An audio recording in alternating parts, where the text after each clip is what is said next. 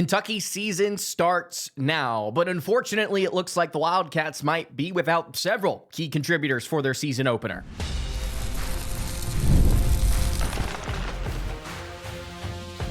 You are Locked On Kentucky, your daily podcast on the Kentucky Wildcats, part of the Locked On Podcast Network, your team every day. All right, what's going on, Big Blue Nation? Welcome on into Locked On Kentucky, your daily Kentucky Wildcats podcast. I'm your host, Lance Dawe, and on today's episode of Locked On Kentucky, we are going to be previewing Kentucky basketball's season opener against Nicholls. It is a pretty good team, actually, out of the Southland Conference. Going to be breaking down what we know about them, their head coach, how this matchup could go, and honestly, a lot of it, I think, depends on whether or not Kentucky is healthy enough to maybe go out there and make this thing a really ugly game. Obviously, some questions about Kentucky at guard. We'll get to those in a little bit. We'll also talk about Caleb Holt and Tyran Stokes. Could that pair be making their way down to Lexington?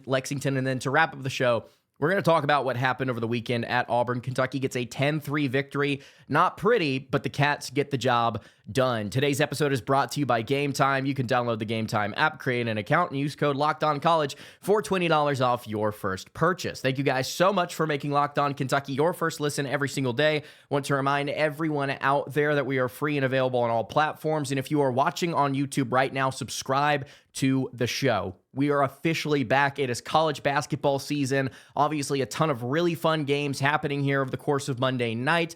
Kentucky, obviously one of the few ranked teams that are playing on Tuesday.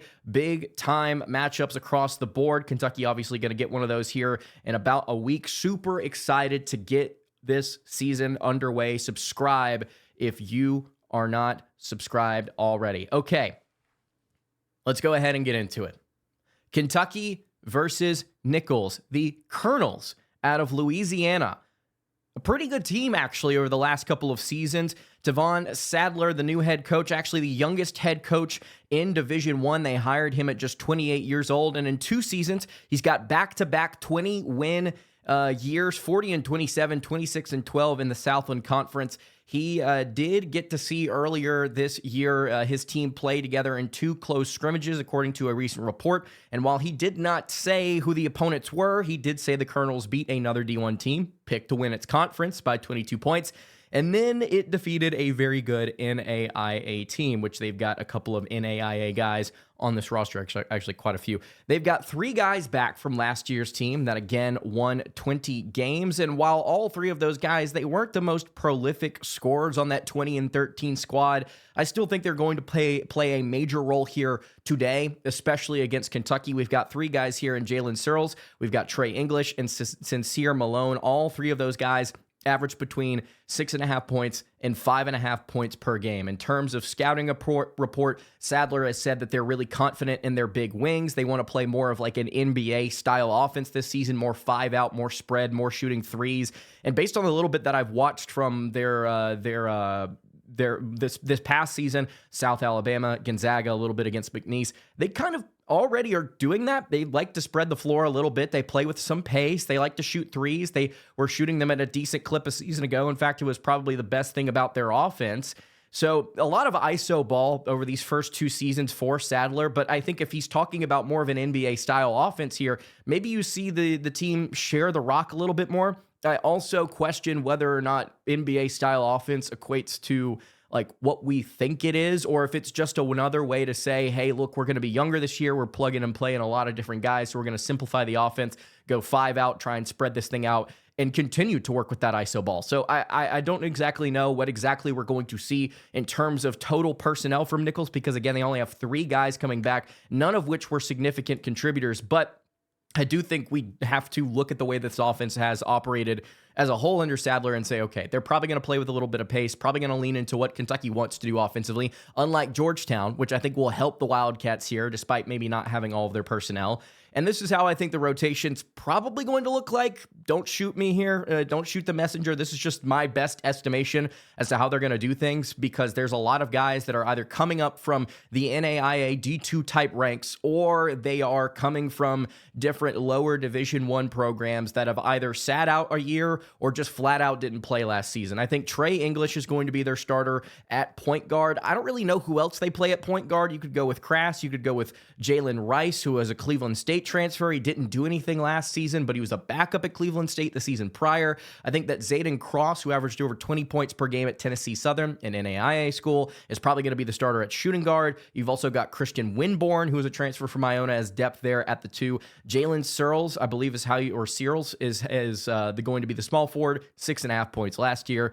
Z Hamada, I believe it's how you pronounce his name, almost 12 points per game 2 years ago at Sac State. He redshirted last year and then transferred to the Colonels. Power forward, Sincere Malone, and then the center from Bruton Parker Christian School, Grant Sanders, who averaged over a little 10 points per game, a little over 10 points per game at 6'10". They've got some solid wings, and that's actually something, again, that Sadler commented on. He said that there's a lot of good, really big, strong wings in that Southland Conference, and he's proud of what he's got there personnel-wise. And I guess if you're talking about matchups, that's a serious question that you have to ask about Kentucky in this game defensively. Do they have the personnel to stack up with some 6'7", 6'8", 195, 210-pound guard wing types that can handle the ball and drive to the rim? Do we have the personnel to consistently guard that? I think that's the big question here. If you can shut down their ability to drive to the rim, I think that's where this conversation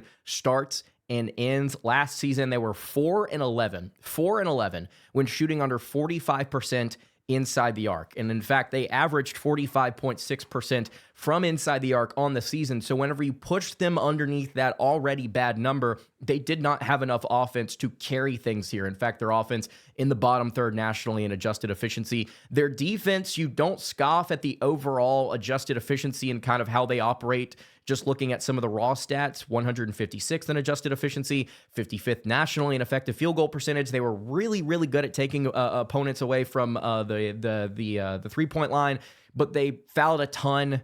They could not stop teams inside the arc at various points, really struggled against some physicality, and again, struggled to keep teams off the charity stripe. So, and outside of that, they didn't really create turnovers. They did not prevent teams from grabbing second chance points. Again, they put them on the line a ton. So while the efficiencies in terms of field goal percentage were pretty good, they didn't do a whole lot else to impress me. And again, a lot of new faces on this team for a very good young coach, but you're going up against Kentucky in a game where I feel like you could probably exploit maybe some of that youth, some of that inexperience, especially with how you operate in the half court. But the problem with that is Chandler back at point guard? Because according to Mark Pope, both Jaland Lowe and Denzel Aberdeen might get held out of this game here against Nicholls, but it was reported by Jack Pilgrim of KSR earlier today that both Aberdeen and Lowe have been practicing. Injuries aren't a concern anymore. I have no clue if they're going to play, if they should play, because you have Louisville in a week. Do you just want to keep everybody healthy and see if you can get through these first two games? I'm not exactly sure how Kentucky is going to try and attack this, but I will tell you, if Colin Chandler is back at point guard, I am expecting to see some of the struggles that we saw against Georgetown in terms of not being able to consistently initiate offense, not just Chandler, but the offense as a whole, kind of slowing things down in the half court, really struggling at various points, not really having an answer as to where the ball should go at various points. It's going to be a rough process, but is that enough? Is the deficiencies that you have in terms of personnel, is the strength that Nicholls has on the wing, is that enough to get the Colonels a win here?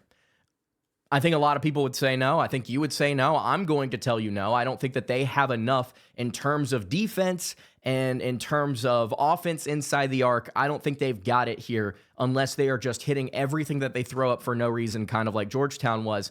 I don't necessarily see the way to victory here. Now, I think that there's an opportunity to keep this game close. Kentucky could shoot poorly. They could not be able to initiate offense. Maybe Jasper tries to step in at point guard, and that doesn't work as well. I don't think they have just enough firepower to get them through a matchup with the Wildcats. So I'm going to take Kentucky to win. Ken Pom has Kentucky winning this game. I believe it's now pushed up to 92-63 now is the projected final score. It was like 90-64, but it's now 92-63. So Kentucky projected to win this game by almost 30. The Vegas lines, if you want to go look at FanDuel, I believe the game is now at 29.5 points. It opened at 30.5. I don't think I would take Kentucky to cover just because they're dealing with a lot in this game in terms of injury and how they're trying to operate their stuff on offense, getting everybody comfortable. But I would take Kentucky to win in a blowout, somewhere between 20 to 30 points, I guess I should say.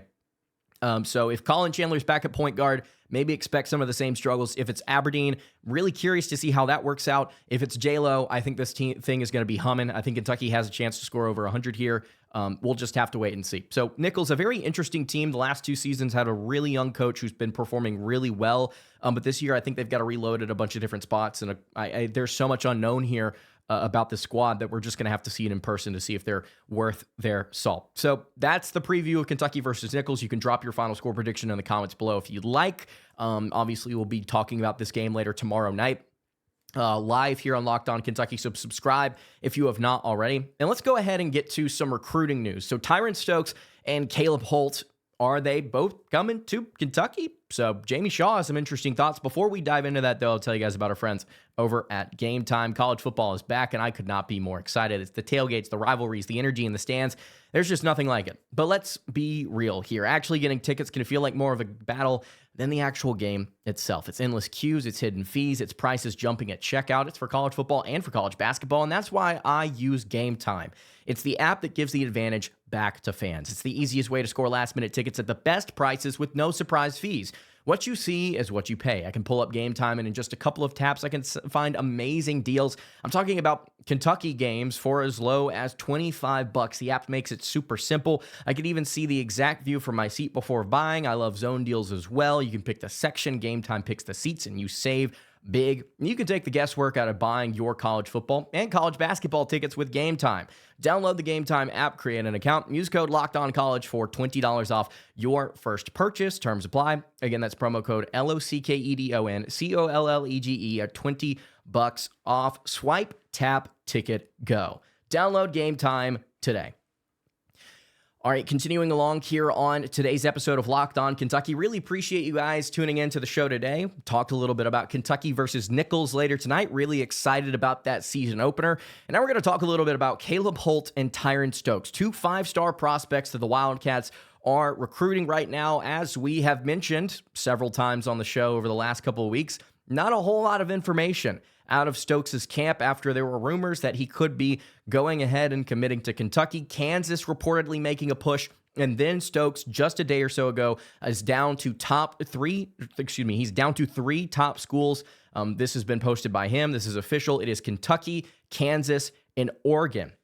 So Stokes will be committing to one of those 3 schools. Obviously, again, like I mentioned, the Jayhawks making a push here late. I'm not exactly sure if they're going to be able to get the job done because all reporting seems to indicate that Kentucky is still the favorite here. Unless something dramatically changes towards the end of the recruitment, Kentucky's going to be the one that ends up getting the number 1 overall prospect in the country. And I'm really excited to see how this goes. And to be honest with you, even if he doesn't commit to Kentucky, if he goes to Oregon, if he goes to Kansas, if he somehow miraculously goes elsewhere outside of his top 3, I think he's going to end up being a really good player. Somebody that elevates the next college basketball season squad, whoever that may be. I think he's a really high floor player, really good ball handling and shooting and playmaking for his size and his physicality. And again, I think that there are just a lot of things that he does really well.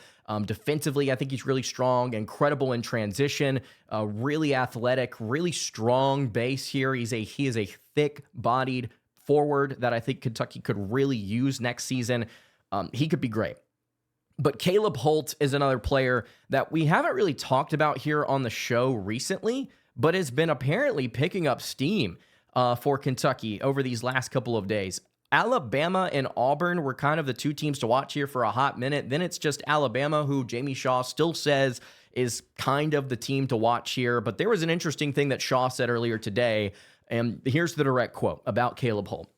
Speaking with sources, I am told that Kentucky has picked up steam, but it is being reiterated to me that Holt is watching Tyran Stokes' recruitment concerning the Wildcats, with some potential moving pieces in play. Those remain the 3 schools I'm hearing about, the Rivals 155-star, obviously, Bama in there as well.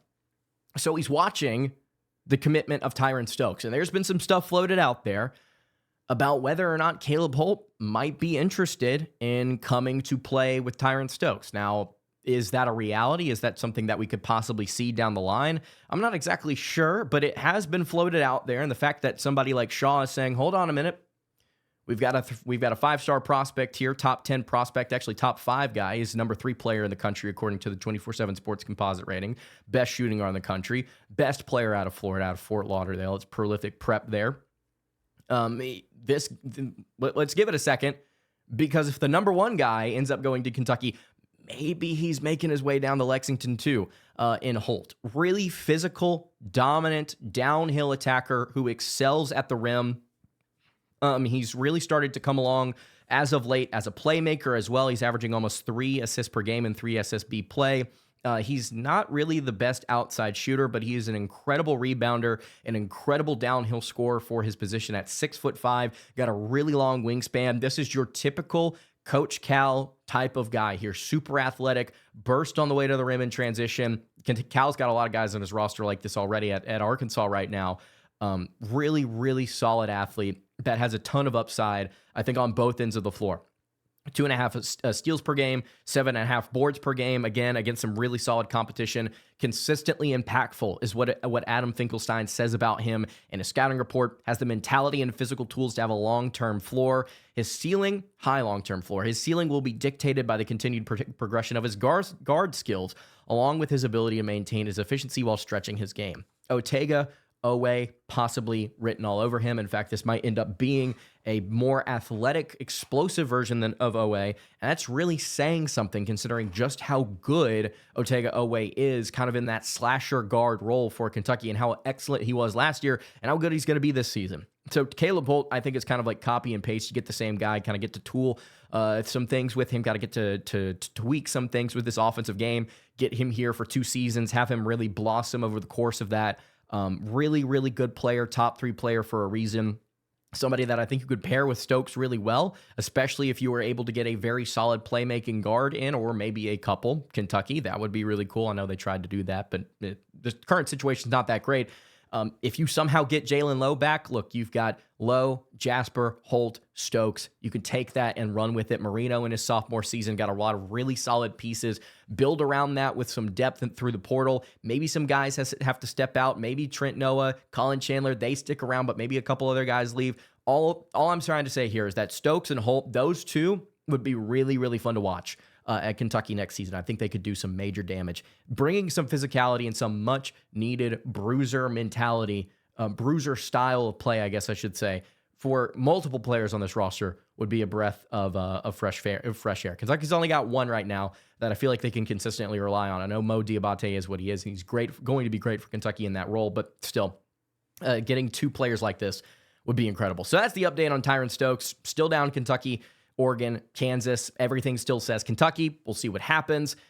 Jamie Shaw saying that Caleb Holt is waiting to see what Stokes does to make his decision. So a lot of moving parts here in this equation. We'll see what happens.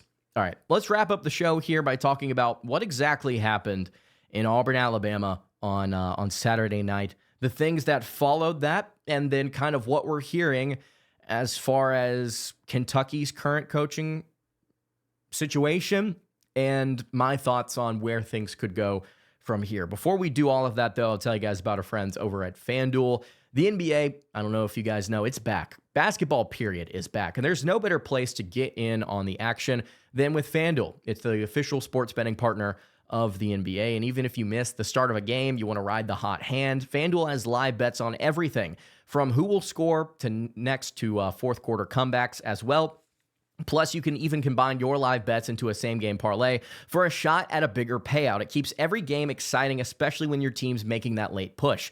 Right now, FanDuel is giving new customers $300 in bonus bets when your first $5 bet wins. So head to FanDuel.com and sign up and play your game with FanDuel, the official sports betting partner of the NBA. All right, wrapping up today's episode of Locked On Kentucky. Really appreciate you guys hanging out here. Season starting. You know, college football's kind of wrapping up. Regular season coming to the bottom third, final third. I don't know what I'm trying to say here. College football's almost over. It's about to be college basketball season all the way through. We've got Nicholls, obviously, here at 7 p.m. Eastern, if I'm not mistaken. You can find this game on SEC Network Plus. I know a lot of you are probably scrambling to find a new TV provider, a new streaming provider after YouTube TV has kind of decided to crap out on ESPN's channels and select things as such. But Kentucky, let's talk about football for a second. Kentucky had a really weird game in Auburn on Saturday night. I was there, got to go to the game, got to drive down, got to see exactly what was going on with the Cats. And I'll just go ahead and tell you, this was the worst game I have ever watched in person. Stayed for the whole thing, the whole shebang. Kentucky wins 10-3, only touchdown thrown on a screen to Kendrick Law. The entire bottom row of the press box, myself included, called the play before they even lined up. I said, this is going to be a screen to Kendrick. He's going to come in motion. Here it's going to be, and he's going to rumble in. And everyone in the bottom row is like, yeah, this is about to be a screen pass. Here it comes. Kentucky scores anyway. And it was a dogfight outside of that. 2 field goals. One of them, the only points that Auburn scored in this game were because Kentucky turned the ball over, a really bad interception by Cutter Boley thrown to Auburn linebacker Elijah Melendez. That put them in field goal range. They could not score at the end of the half. Kentucky's defense made this game ugly. Auburn's defense made this game ugly. Auburn had several chances to either tie or take the lead late in this one. They continued to fumble it away. In fact, Kentucky got after the quarterback, I believe 7 sacks. It might have been more. I stopped counting after I went down to the field at the end of the game. 7+ sacks for one of the worst pass rushes in the SEC against the Auburn Tigers, who have spent millions of dollars on their roster, apparently. And look, this is not good for Kentucky if the end of the season is going to go the way that some of us expect it to. Like, if Stoops is actually going to be out, if he's going to get fired at the end of this year, which a lot can happen between now and December. He could go and beat Florida this weekend, and he could somehow turn around and go to a bowl game. And at that point, you cannot fire the man for going 6+ wins with this freaking schedule. You can't do it. With that being said, if he doesn't do that, and we kind of get to where we expect this is going with Stoops stepping out, at least I would say that that's the more probable outcome than anything right now, then we have a problem. Because Kentucky beat the one team that they are in major competition, would be in major competition for as far as John Sumrall goes. Kentucky can't hire John Sumrall if they don't have a coach fired, right? But Auburn can. Just based on what I'm hearing, Sumrall to Auburn, not a done deal. Absolutely not a done deal. In fact, they're looking elsewhere right now at various coaches, and there's different guys coming into play here. And there's some things going on at Auburn as far as, kind of what they want to do coordinator-wise and different things like that maybe are kind of giving some hold up. That being said, this is all things you can just read on On3. You just go find the information wherever. I'm not an insider. I don't know anything special. But Kentucky can't hire Sumrall if they don't fire Stoops. And this was a step in the wrong direction if that's the end goal, right? Because let's say December rolls around. Kentucky's 5-7. They're kind of dragging their feet a little bit here. Oh, look, LSU hires Lane Kiffin. Florida hires Lane Kiffin. Then all of a sudden, Rebels got to find a new coach, and they would be very interested in John Sumrall.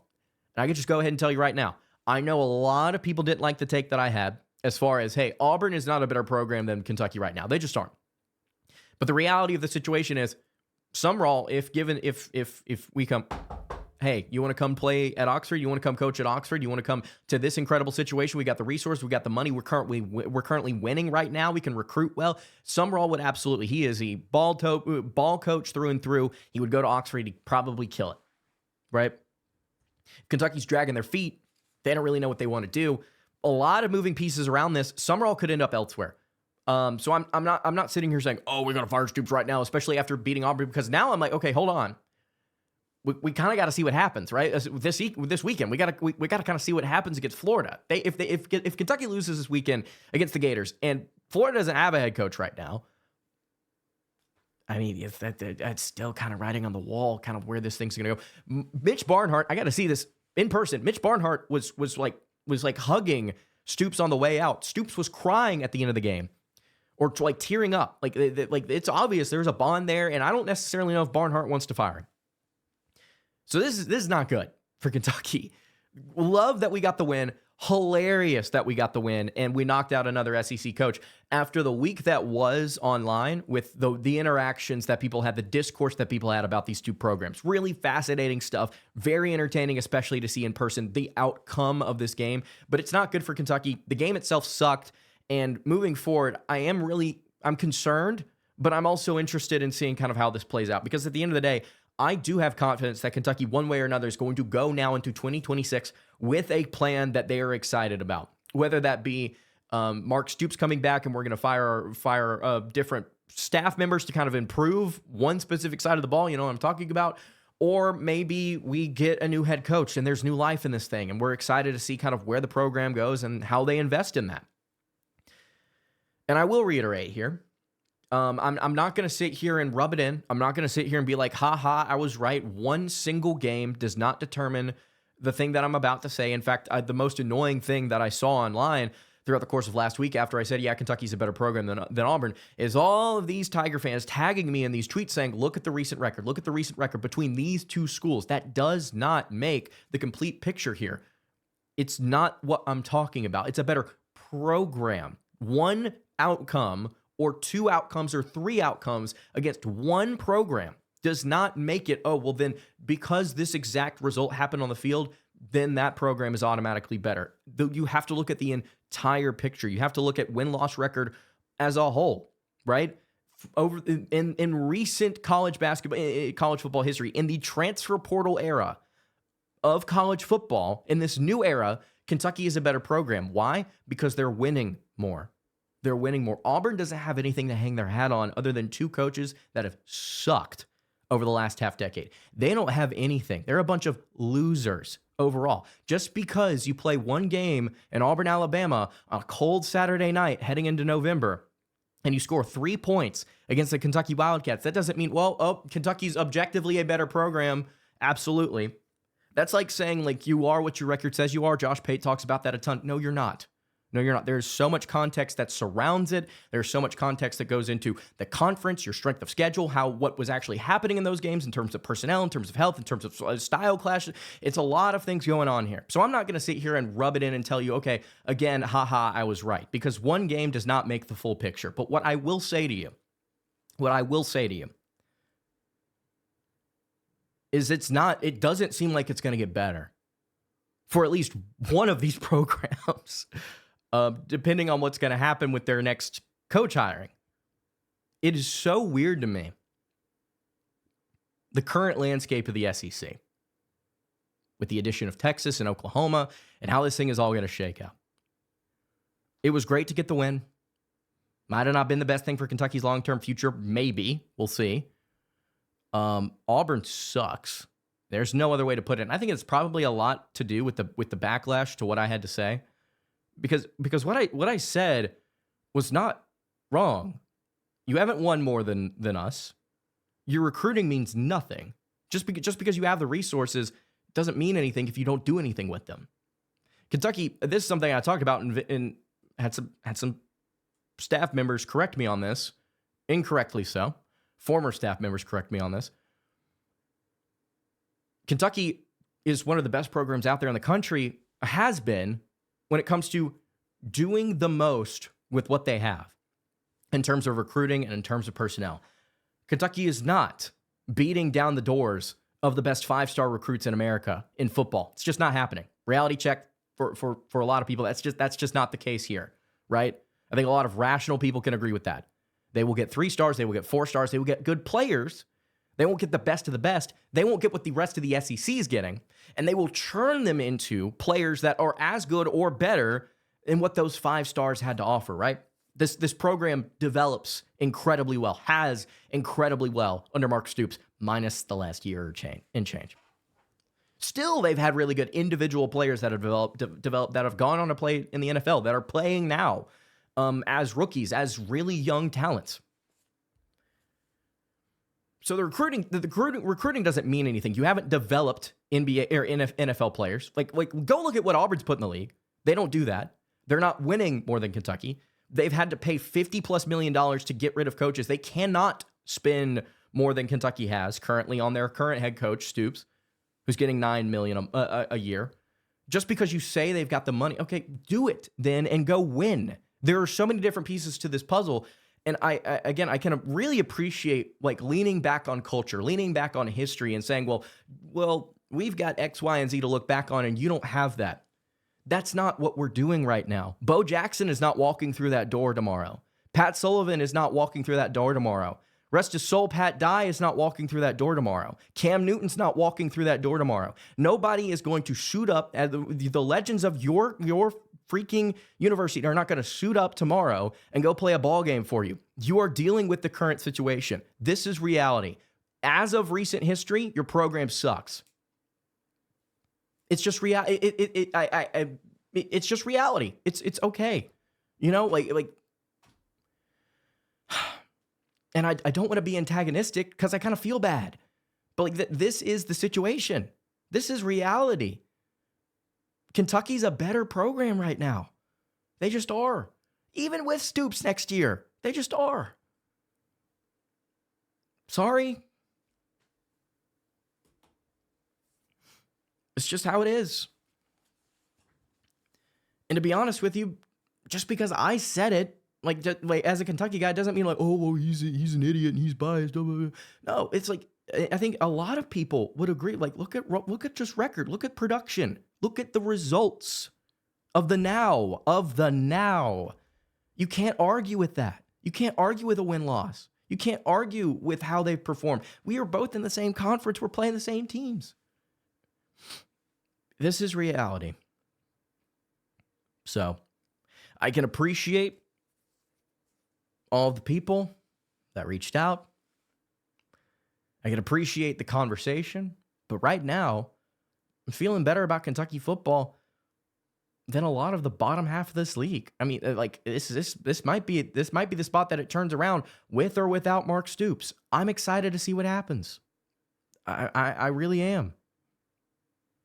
We might be entering a really fun age for Kentucky with football. Basketball, volleyball is crushing it right now. Women's basketball is on the come up with Brooks. This is a really good, baseball is incredible right now. I mean, this is a really good time to be a Cats fan. A really good time to be a Wildcats fan. That's going to do it for today's episode of Locked On Kentucky. You can follow the show on Twitter at Locked On UK. Follow me on Twitter at @LanceDawe_. Follow the show over on Instagram. That is at Kentucky Podcast. Any questions, comments, concerns, you can leave those in the YouTube comments below. Hit me on the socials. I will see you all tomorrow for a recap, I should say, of Kentucky versus Nicholls to open the men's basketball season. I'm so excited. Excuse me. I will see you all then. Until then, hope you guys have a great rest of your evening, day, whenever you're listening to this. And God bless.